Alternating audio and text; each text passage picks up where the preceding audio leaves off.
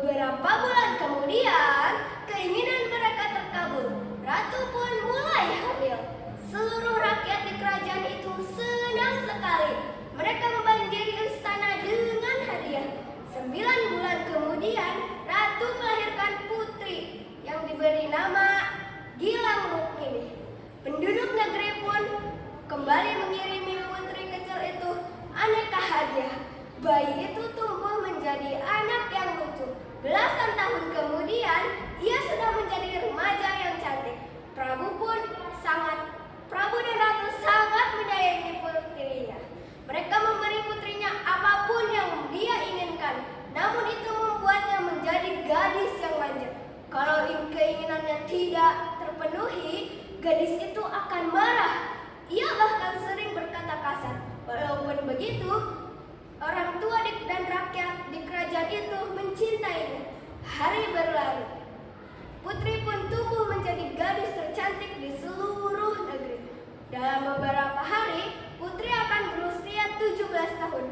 Maka para penduduk di negeri itu pergi ke istana. Mereka membawa aneka hadiah yang sangat indah. Prabu mengumpulkan hadiah-hadiah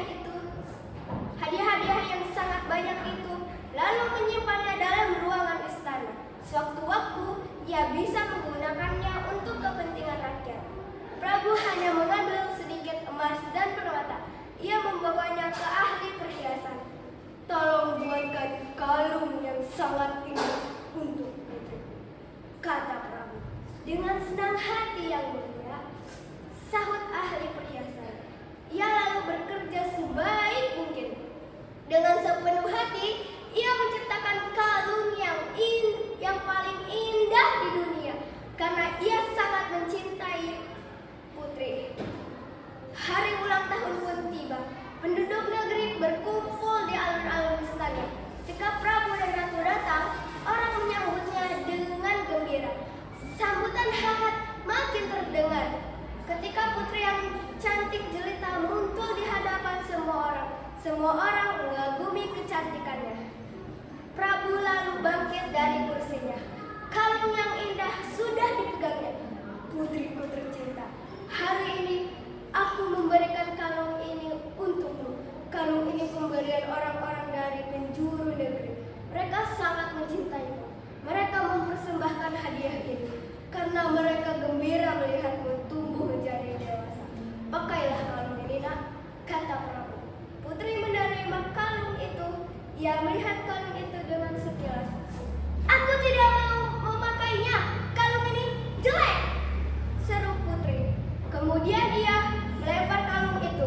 Kalung yang indah pun rusak. Emas dan permatanya tersebar di lantai. Itu sungguh mengejutkan.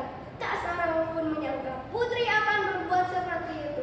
Tak seorang pun berbicara. Suasana hening. Tiba-tiba meledaklah tangis Ratu Purbamana.